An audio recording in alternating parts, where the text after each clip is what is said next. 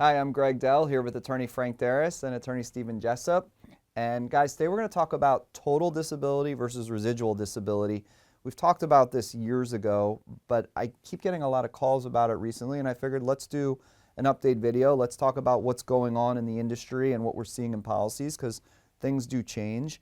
But since it seems to be that the disability insurance companies may be leaning on this a little bit more now to get from a total to residual, I want to talk about why they're doing it, what it means, and kind of use it as a basic tutorial for people because they just think they're disabled and why am I not getting paid? So, Frank, I want to pitch to you because you've been dealing with total versus residual for more than 40 years, and it's a big part, probably the majority of the cases that you handle deal with this issue all the time. And the reason it always comes up and reaches us a lot is because the disability company says, you're residually disabled, not totally disabled. So we'll touch on that in a minute. But let's start with the basics. What's total disability and what's residual disability? Total disability means that you can't do the important, material, and substantial duties, and we measure it at the onset of the claim. We look backwards in time to the 12 months or 6 months before you said you were disabled, and then we look at time spent, money earned. Got to have a doctor who certifies your disability, and you should collect your benefits. Okay, and then what is residual disability? Residual disability is probably the most egregious and misunderstood provision of a policy. And the smarter you are, the quicker they're going to hang you with your own words. Example, I remember when they sold me my disability policy 100 years ago. And the agent said to me, oh, Frank, gosh, you're a lawyer, you're a trial lawyer. If you can't do some or your duties as a lawyer, they're going to pay you, whether you could go be a law clerk or a paralegal, or you could own a gas station. And sure enough, I said to myself, wow, if I get a stroke, they're going to help me work my way back. If I'm partially disabled, I work sometimes, and I have a loss of earnings. This is the best thing since white bread. Oh my gosh. Well, carriers now are reframing a total disability claim as residual to save millions and millions of dollars a year. Example, what if you, Greg, said, I bought a policy and it's got life benefits. You paid a rich premium plus extra for life benefits beyond age 65. Did you know if you were residual under your contract, your benefits end at age 65? And by the way, most people remember what they told me. Gee whiz, Frank, if you can't do what you did, you're going to get paid even if you're doing something else. Wrong. The smarter you are, the more they're going to use your own words to hang you. Example, I'm a surgeon, heart surgeon. I work 2 days a week doing major heart surgery. Tuesday, Thursday. Monday, Wednesday, Friday, I do pre and post follow-up care and treatment. The carrier gets you on the phone after your claim and says, gee, doctor, I see that you're doing pre and post-op follow-up care and treatment. And you do surgery. So you're doing some of the important duties of your occupation. You're in the office 3 days a week. So for my doctor, he admits, yep, I'm doing pre and post-op. The carrier doesn't tell him it's time spent or money earned. Probably earns $60,000 twice a week to do heart surgeries. Chiropractor, I can't do the manipulation, the putting the patient in line to drive, to deliver Gottschalk or whatever the method is. But he says to the carrier, well, yeah, I've got a vitamin and a dispensary in my chiropractic practice. I also have rehab. You can come in, you can get adjusted, and we've got physical rehab for you. Carrier says, oh, you've got these other two areas. Do you manage those? Oh, yeah, I manage those. Lawyer, PI lawyer, who is a trial lawyer. Get disabled, you can't stand, or you can't sit, or you can't carry, or you can't focus and concentrate. For the PI lawyer then that sits in on a call, or the carrier says, do you manage the firm? Oh, yeah. Do you write the checks? Oh, yeah. Do you have a business manager? Well, I pretty much, run my law firm. Well, that's not the important, that's not the material, and that's not the substantial duties of being a personal injury lawyer. Got to do the work, try the cases.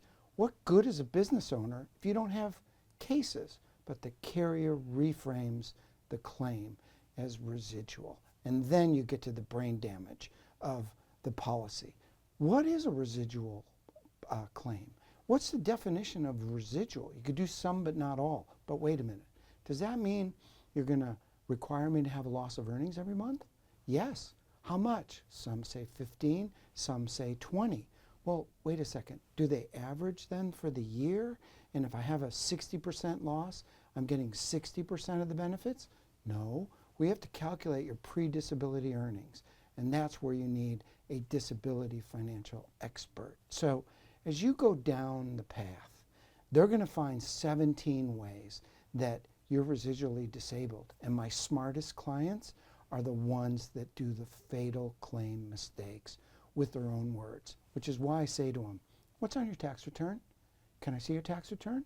What did your tax accountant put on there? By the way, are you on your wife's company as one of the officers? Got any rental real estate? Well, Frank, what does that have to do with me being a surgeon or a lawyer or a chiropractor or a dentist? Well, got rental income. Carrier's now going to say dual occupation.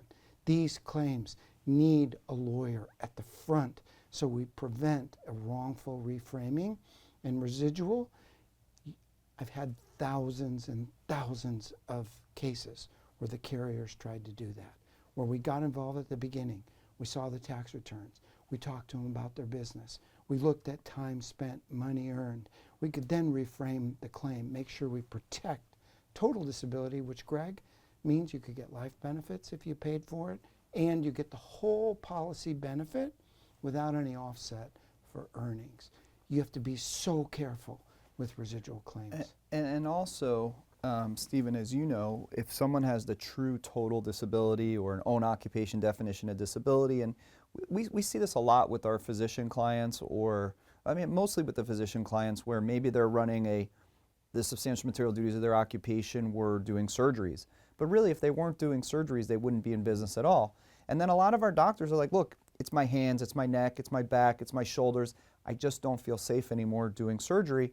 But I want to do file reviews. I want to do independent medical exams. I want to work for an insurance, I want to work for an insurance company to do health insurance type claims. And then the disability insurance company says, well, if you do that, we think you're going to be residual. So how do you go about analyzing a claim, getting into the details of whether the doctor is residually or totally disabled? How do you prove to the insurance company to say, no, this doctor is total? Well, I mean, from a doctor's standpoint, it's different than other things because you do have production reports and codes and see where the earnings come from. I had a cardiothoracic surgeon some time ago, and I remember, similar to what Frank had said, they had investigated, well, you're spending this time in the office as well, and we think you can still do that. And the argument clearly is the only reason why he's in the office seeing people is because they've been sent to him to do the surgery. So people don't come to see him unless he can do the surgery, right? So, just really focusing on what's the moneymaker, what is the actual duty. An orthopedic surgeon is getting paid to do surgeries, and everything it usually is in furtherance of getting to that point or post-care, post-care with regards to it. So I think it's really getting into the documentation of the codes that were billed, and then also in the policy language, like you said, the true total your own occupation is the ones where you're totally disabled if you can't do the material and substantial duties of your job, even if you're working in some other occupation. But a lot of people I've spoken to who think they have that language don't have that language of that nature. So then it can kind of get into shades of gray and what the insurance company is going to say. Oh, you practice medicine, but you're doing some other type of medicine. Well, that's a doctor. A doctor is a doctor. Same thing they may try to do with lawyers and stuff. So I think Frank is right on point with the idea of how they're going to try to set it up from the inception. And I've even seen on 2 Northwestern Mutual cases I have where they've both found that the client isn't totally disabled, but would be residually disabled, but one of them's not working, but they're still paying her a total disability benefit. And on the other client, he was an optometrist, and now he is just doing insurance submissions for the practice. So they're using that as his residual occupation. Otherwise, they wouldn't pay him because they didn't think the medical was enough to support that he couldn't do the duties of an optometrist, even though he's not doing them at all. So I've even seen where they've tried to, clients not working whatsoever, and they're still trying to claim it's a residual because the medical is not strong enough to make it totally disabled. But in that, go ahead. Such good information. 3 examples for our physicians. You know, I had a plastic surgeon that was totally disabled. There was no question that he couldn't do hands-on plastic surgery. His wife had an esthetician business where she did Botox and fill and all the good stuff to stay young. Guess who an esthetician needs to be able to work independently? A medical doctor. A medical director. I said, as I got the tax returns before he filed the claim, I said, do you realize that since you pay yourself, your wife pays you handsomely to be her medical director, that the substantial material duties at the onset of the claim are you as a plastic surgeon clearly can't do it, but you're a medical director for your wife's company, you're earning money. In that particular case, we were able to look at the tax returns for the last 3 years. We looked at it and said, before you file this claim, let's eliminate the medical directorship and you're going to have one job, hands-on plastic surgeon. It eliminated an issue that had he gone in, just submitted the claim, figured, well, gee whiz, you know, I'm just a medical director, but she paid him $100,000 a year. You know, we put that in front of a jury, $100,000 is real money. So pre-claim prep, where you're hired to look at these policies that pay tax-free dollars of $15,000, $25,000, $50,000 a month, it's real money. And most of the time, we see the doctor not saying, well, I got real estate, rental real estate. Well, yeah, you own the building. Well, wait a second, do you charge your own practice rent for your building? Well, of course I do, Frank. That's my own real estate investment. Well, who manages the real estate? Do you have a person, a manager, or somebody that does all this? Well, I do it. Well, no, you don't, because the important material and substantial duty at the onset of the claim is you as a doctor, hands-on. It's not the rental real estate. For a very small amount of money, we can get a rental manager to be able to manage the property. 2 things that come up a lot when it comes to physicians. Dentists, here's the worst part for dentists. They're great. How many chairs do they have? They call them operative theaters. Dentists may have 5 chairs. They go from one chair to the next, to the next, to the next. What if they can't stand? They're a stand-up dentist. Think about your own dentist, right? They either sit down or they're stand-up. He can't stand. Now, what does he do? He's totally disabled, except the carrier gets him on the phone and says, by the way, Greg, did you hire some dentists to replace you in the practice? Well, yeah, who hired him? Well, I did. Well, you're managing, of course, and supervising, because, boy, your name's on the door. Sure enough, they're managing, they're supervising, your own words. Carrier says, you're a business owner in addition to being a dentist. File the tax returns, you sign the checks, you're managing and supervising. You hired them, right? You hired and fired them. Sure enough, the carrier says, an important aspect is managing the practice. What could we have done? We get in early, we have the business manager sign the checks, we make sure that he's not doing any hiring and firing, and he's a hands-on dentist for purpose of total disability. I think the takeaway is clear that if you plan appropriately, then you can, set yourself up in the best manner possible to maximize your policy, which would be for total. The areas that we see these issues come about is that it's the person who wants to continue to work in some kind of capacity. So it's rare, even though you brought up an example where someone's trying to say, I'm residual, and the disability company says they're not. I often will consult people who, they have like the lingering medical condition where they're saying, I'm having trouble at work, I'm not sure if I'm going to be able to continue working, and I'll suggest to them, let's set you up first as residual, where you cut back so you're not able to work for as much time as you did before, or eliminate one of your important duties, then you'll definitely fall into the residual and have a percentage of loss of income. Then you'll go residual, and then from there we can transition into a total. But a lot of the heavy litigated denial claims we get is the person who is doing something, there's no dispute about it, and the issue becomes, is what you're doing a substantial and material duty such that now you're not eligible for total? And where the rub comes and where all the dollars are and where you say the disability companies beat claimants out of millions of dollars is either on a lifetime benefit, the amount of money you can make, the period of time you're going to get paid. Some of these policies, especially in the group world, God forbid you go over a 60% or 80% in 1 month. Say you were like a salesperson or something and a commission came in or whatever, and you get more than your 60% of your pre-disability earnings, the policy ends.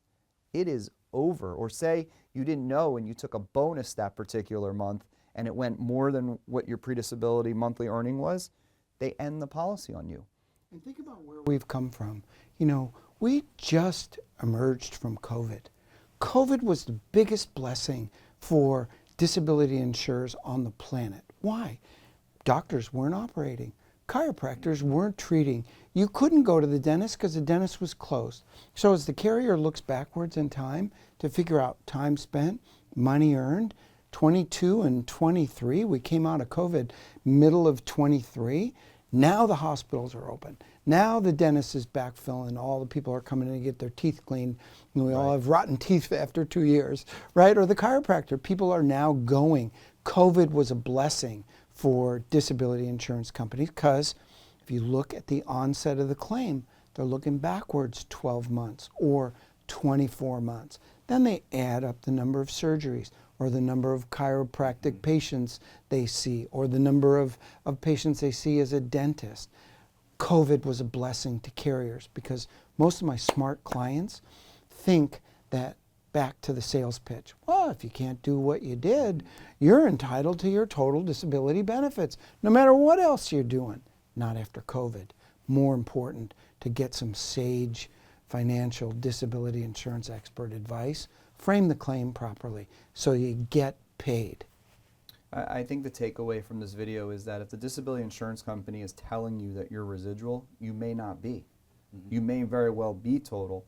And a lot of people don't unfortunately plan ahead and then they figure, oh, okay, I'm getting 50% of my benefit, or maybe I'm getting all my benefit because I have the loss, and they're okay with that.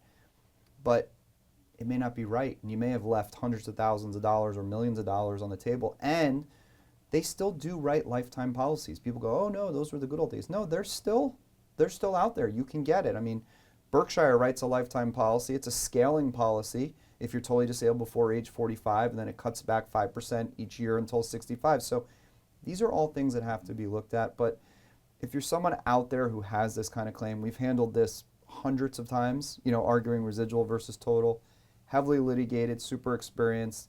And also, if you're considering filing a claim, reach out to us because we will plan. I mean, how many clients have you had that have contacted you a year, if not 2 years before, in terms of shaping their practice, in terms of what they're going to do? I mean, you gave one example. Sometimes people go, Frank, I can't really do this, but I'm going to bring in an associate.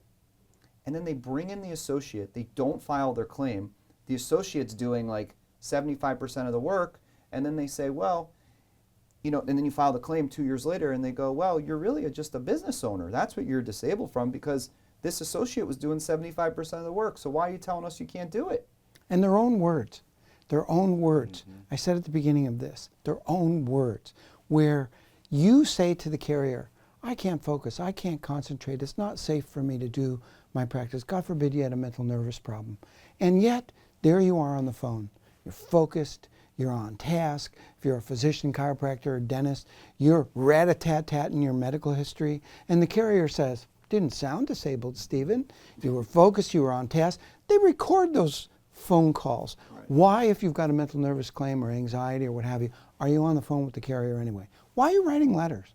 If you are writing letters, I hope you're misspelling every third word and your punctuation is terrible so the carrier can see they're not focused, they're not concentrate, there's absolutely no sustained attention. So stay out of it. Let somebody do the heavy lifting, and especially in these total versus partial, or you leave many, many dollars on the table. Well, if you're someone out there who has a total or residual disability claim, whether it's a policy you bought on your own or an employer-provided policy, feel free to reach out to Frank, Stephen, myself, any of our lawyers. No matter where you live in the country, we're available to assist you, and we'll always provide you with an initial free phone consultation.